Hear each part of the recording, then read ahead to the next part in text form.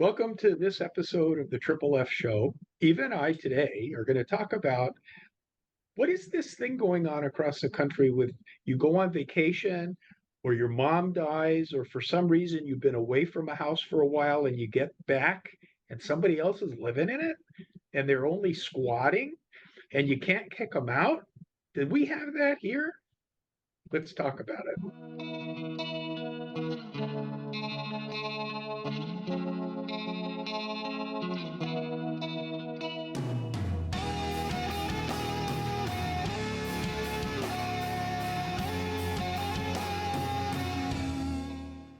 Hey, Eva. Hey, Jim. So let me know next time you're going to a meeting because I want to rush over to your house and just move in. Well, you got to go to the East Coast because I don't own a house on this island anymore. Well, even if you did, you were going to correct me to say that, Hawaii's laws are quite different. But before we jump into Hawaii's law, let's talk about the craziness that's happening across the nation because it's getting insane. Now you're moving to the state of Florida. That's going to be your home of record. So tell us what just happened in Florida. Which one is the Florida one? There's so many of them. The one that the Governor DeSantis just within the last week signed a new squatting law. Oh, I don't know. You Tell don't me. know. He is I don't. he is protecting owners now so that if you come home and you find people squatting, that you're actually going to be able to get them Oh, out. is The that the police one where will you help. can shoot them? I will not say that shooting is okay because I No, live in a is that the yes, bill? Because I do yes, know they just said a bill you yes, can shoot people in your yes, house. yes, that's the one. They wanted I to didn't make realize it was a squatting bill. they wanted to make darn sure that if somebody came home, because I believe there was a situation in Florida where the guy saw his electric bill was going up. I guess he was traveling and he came back and there was a guy actually living in the house. And then when he tried to get the police to come and get him out, they couldn't do it. Now, before we even talk about that, though, go back because the issue of squatting actually didn't that all start a long time ago in the early days of the United States? Well, there was a whole continent that was the Native American tribal lands, and Manifest Destiny was the excuse to have wagon trains move west and start farms and put up houses. And since the Native Americans, I think, didn't consider that they owned the land, they weren't losing their land because they didn't own the land until they got acclimated to Western thought of ownership. But at the beginning, I don't know that they were that upset about it until they started like killing each other. Then it gets messy. Well, even here in Hawaii, right? The Native Hawaiians, there's a lot of Native Hawaiians that believe that their land was stolen from them by But that's looking at history in retrospect with a new political theory that didn't exist at the time. And like Dennis Prager always says in all of the different things he's talking about, it is so dishonest to judge people from history according to modern standards that did not exist when they were alive. well, And we so that's always a problem. You can always talk about how the Hawaiian kingdom was overthrown, and which makes me very unpopular is when I say, well, I happen to be in favor of the neighbor island chiefs when Kamehameha overthrew them. Why don't we go back instead of stopping at Kamehameha? Why don't we go back a little further? And that doesn't really make friends here, but it's true. Well, so you and I on this show are not going to be delving into that issue. But what issue has been surfacing more and more, we're hearing more and more about it. Now, there always has been some form of squatting in different states. People move into to a unoccupied house and they sometimes they'll fix it up, sometimes they'll destroy it. Just every situation is so different.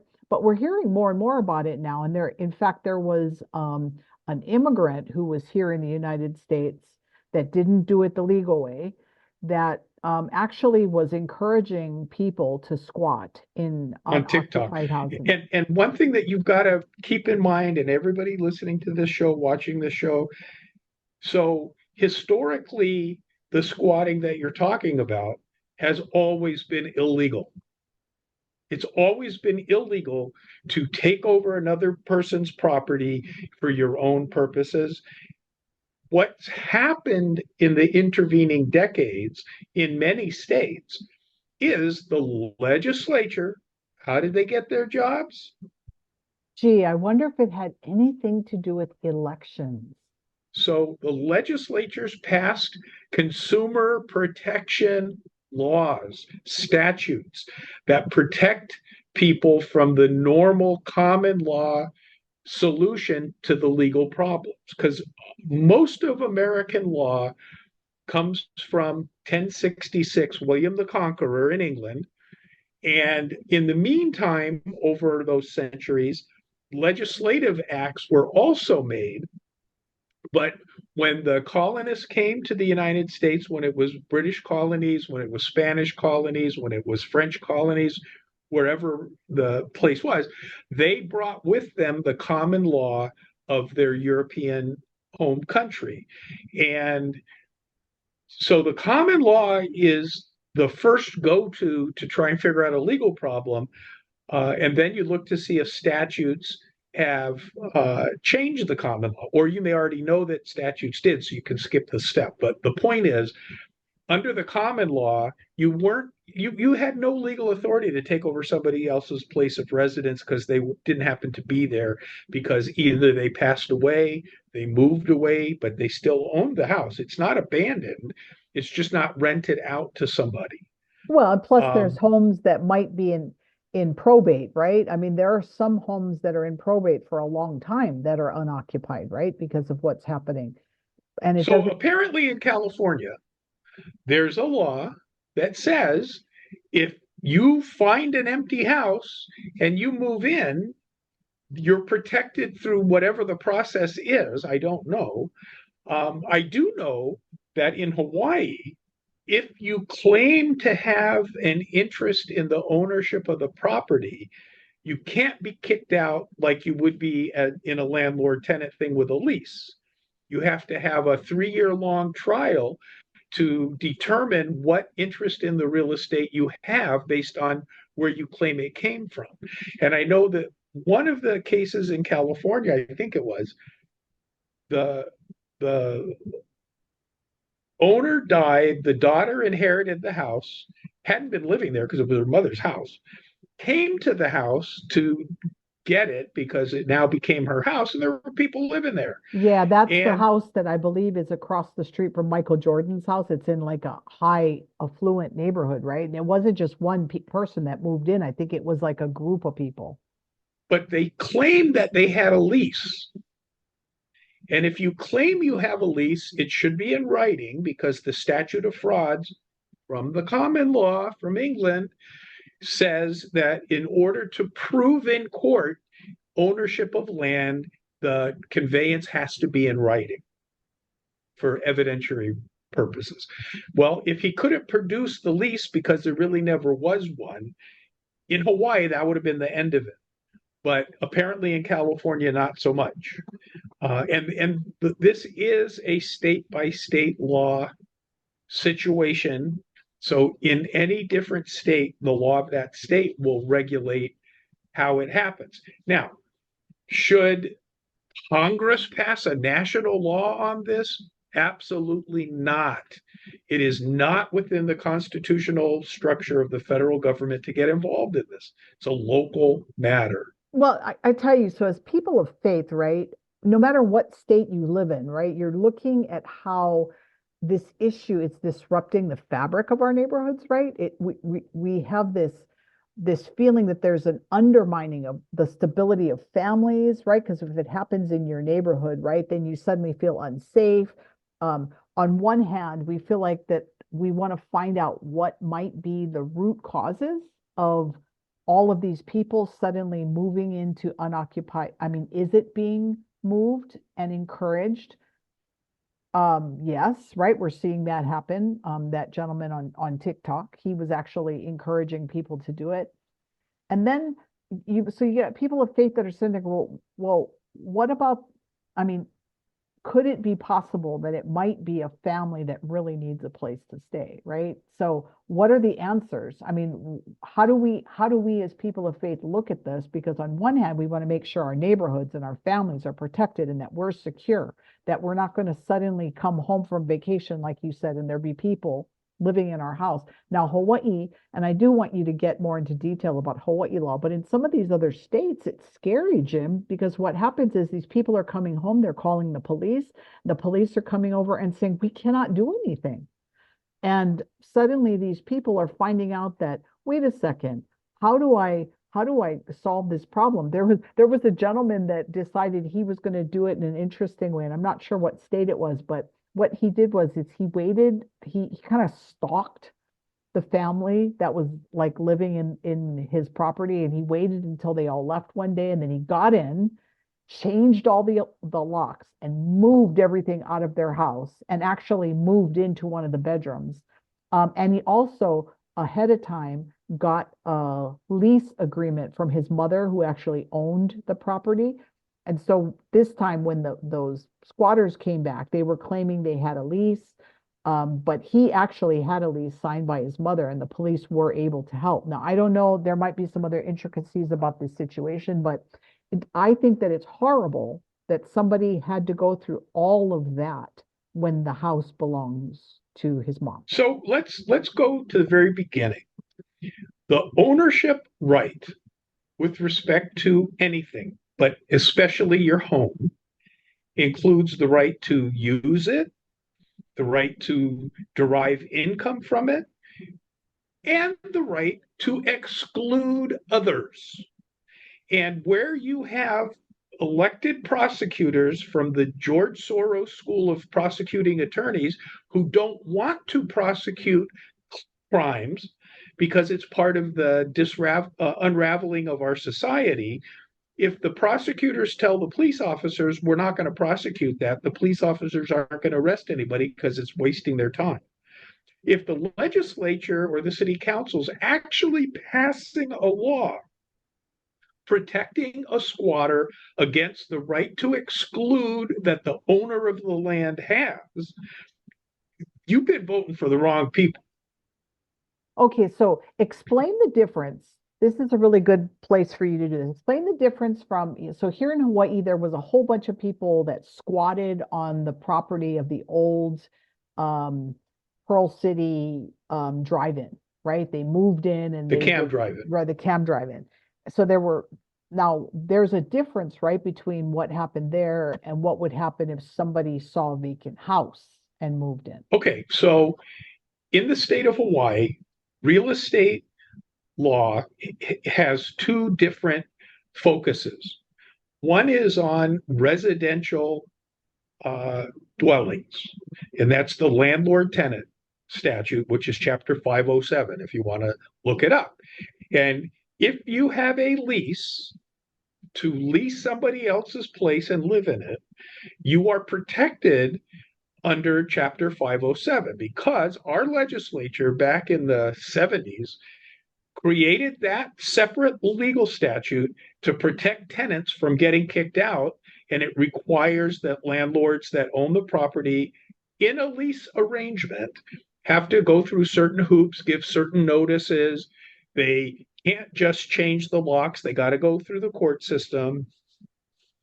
But if it's not residential property, Cam Drive-In is not residential property. It was industrial or commercial property. That chapter 507 doesn't apply. Now, you sent it to me. So what's the statute number that applies to non-residential dwelling land? I don't have that on the top. Sorry. Oh, I'm Sorry. sure you noticed it. It's chapter 666. Oh God, no, I didn't Very notice true. that. Very true. Happens to be the statute 666.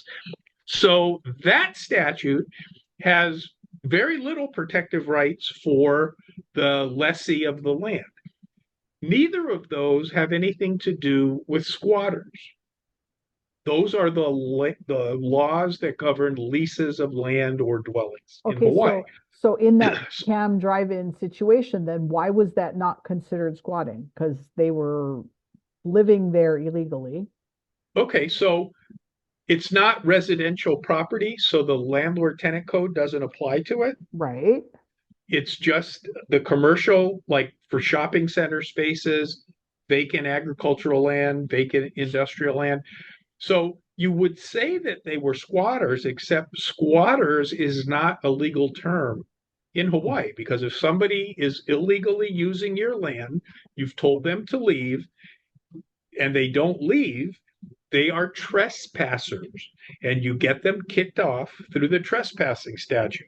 You sue them, you go to court, you get an order, you give it to the police officers, and they kick them out.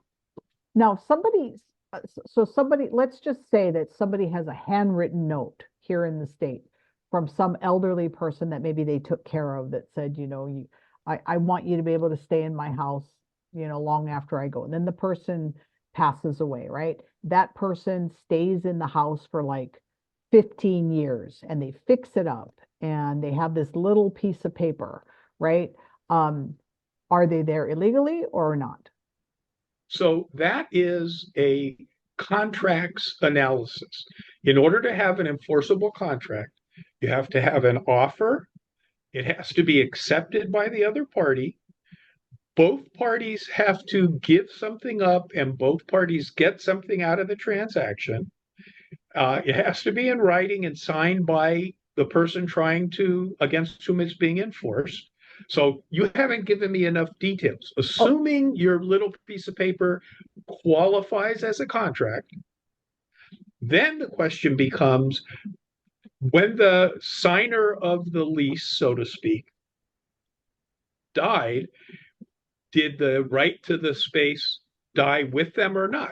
Depends on what was in the contract. well, Um, so the reason I'm asking is because when I was looking through all this, and this is why I want you to explain it because I'm not an attorney, it seemed to me that it said something along the lines of that if you're there for a long period of time, I believe it was like 15 years or 30 years or something. It was a long 20. time. That is called adverse possession. Yeah, yes. That's very different. Adverse possession is without permission. Okay, So if you had a piece of paper that gave you permission, you can never get adverse possession of ownership of the but property. but to be clear though, you said that that paper had to qualify. What if the paper didn't qualify? Then would it Then be? it wouldn't be adverse possession because the paper proves that you had permission. So here's the thing: if you openly, notoriously, without permission for a continuous period of 20 years, occupy somebody else's land that's not registered in the Torin system, you can gain ownership through what's called adverse possession in Hawaii. It's a statute. But the thing is, it's a very factual, thick analysis because you have to prove every one of those elements.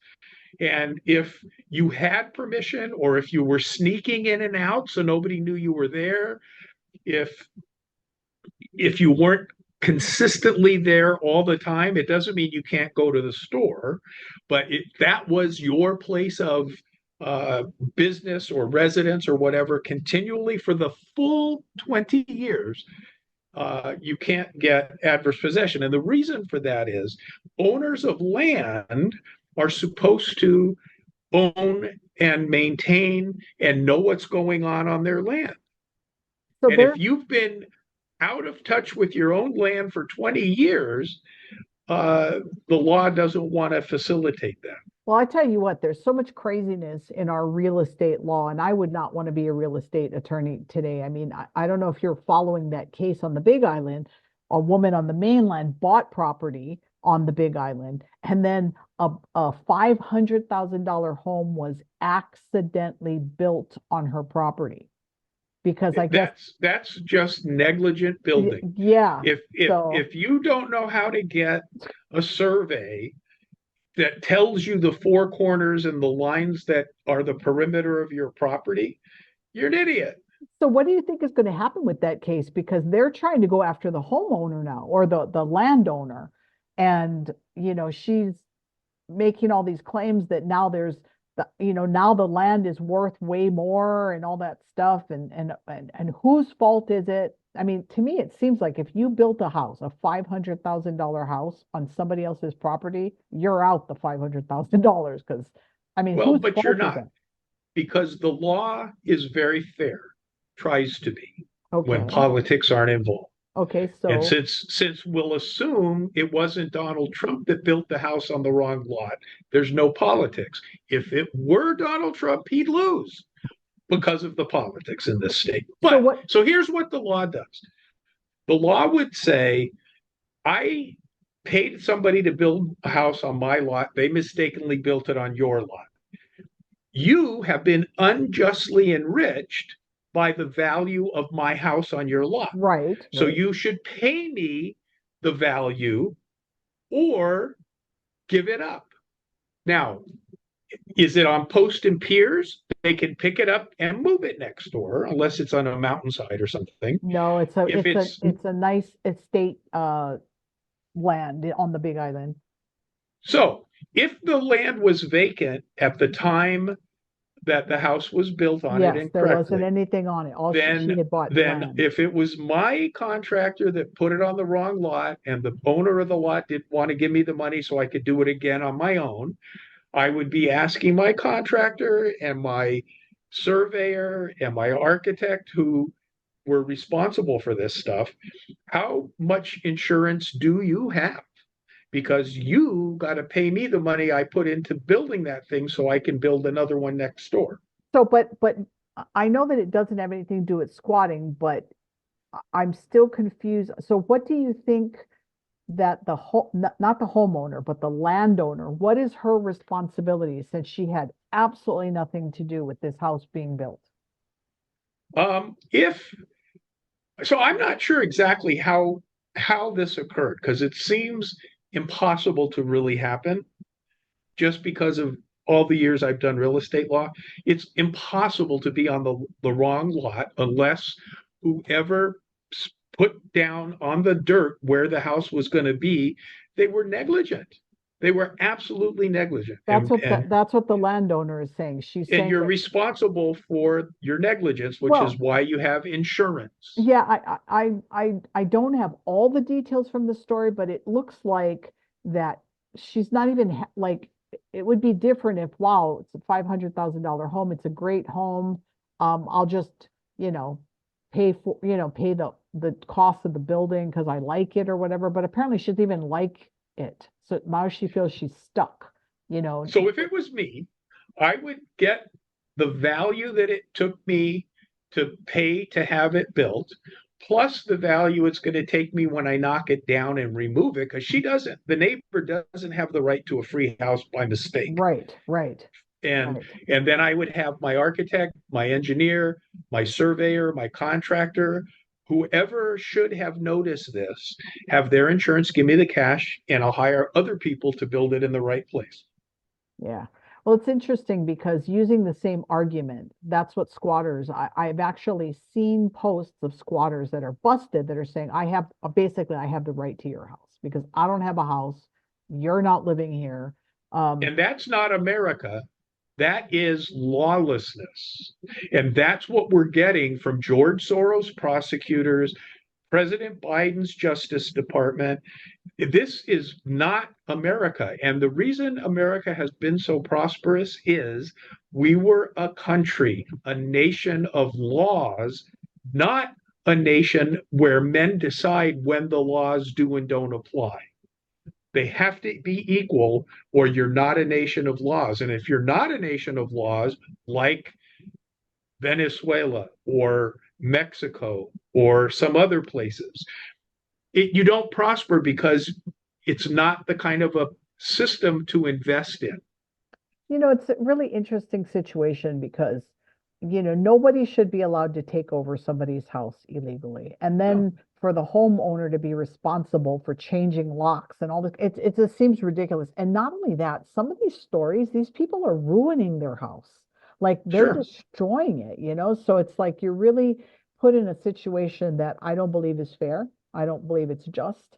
And I agree with you. I don't think that laws should be protecting people who illegally occupy, but illegally occupying a new land is How a whole about the nother southern show. border? How I about was the I southern I border? was just going to say we're in a place now where when I took logic in college, we were taught when you're making your arguments, if A plus B equals C, then that means that C is always going to be A plus B, right? So when you're looking at your arguments, you can change what you're talking about, but the argument and the outcome of that argument should remain the same. But that's not what's happening anymore. People are like, Politics is everything now. It's terrible. it is. It's like A plus B equals D and C, and it's just whoever is making the argument. And I think it's really sad. But I do think, however, and here's my little thought, is that as Christians, though, as people of faith, you know, I do think we need to be aware that there are people coming into this country. We're not getting into the argument whether it's illegal or not. I'm not going to get into that. That's a whole nother show. But we have people, physical people that are now here in the United States and need a place to stay. Who is responsible for that? Because now it's getting out of hand. Now it's to the point So where, if I travel to Nevada and I just show up in Nevada and I didn't reserve a hotel room or a B&B or have a place to stay, and I walked into somebody's house and said, I came here and I don't have any plans, I'm sleeping in your bed. It doesn't work like that. no, And all the people that came across the border illegally, because I will talk about it, left a house behind and came somewhere without one. It's their problem. And they need to be shipped out of here. well, I hear what you're saying, and I know that there's probably a lot of people that see it that way too. But I'm thinking that, you've got people, families, right? So I'm talking about, there are families that are here, right? Young families, young mothers that have kids. So they're here, whether you agree with how they came here or why they came here, they are here. So what is our job as Christians, though? Do we just let them starve? Do we turn our back on them and we allow them to be raped and murdered and all the horrible things that's happening because, well, it's not my fault they're here? Or it's like, what is our responsibility as people of faith? I, I, I don't know that we'll have an answer to that problem, but I will say this. It goes back to the point you and I make every time we do a show. It is so important for people to stay plugged in with their government. They need to know what laws are being passed on the state level. We need to know what our Congress leaders are doing, because those laws affect what's happening on the border and all of that. So when we come to the ballot box, it is so important for us to make sure we know what we're voting for. Because as I've mentioned before, every time we do one of these talks, Jim, your vote keeps on voting. So you'll put someone into office and their body is now in that office and they're now going to vote. So we just have to make sure that we're being responsible in how we vote. So in And this, my answer to your question is those people who made it possible for illegals to enter the country need to take the rooms in their own homes and the food out of their own fridge and make it available to all these nice people with their little children that were invited across the border by the policies of the policymakers that did it. And I'm really frustrated about it. yep, and I'm sure you are too. So comment below on what you think about this situation. We'd love to hear from you. And in the meantime, make sure you like this video, share it, subscribe, hit that notification button so you know every time we upload a new video. And in the meantime, stay plugged into your legislators. Make sure that you visit hawaiifamilyforum.org so that you know whatever's happening at the legislature, because now we're moving into election season and we want to make sure you're educated. So we will see you all next week. Mahalo, everybody. Aloha.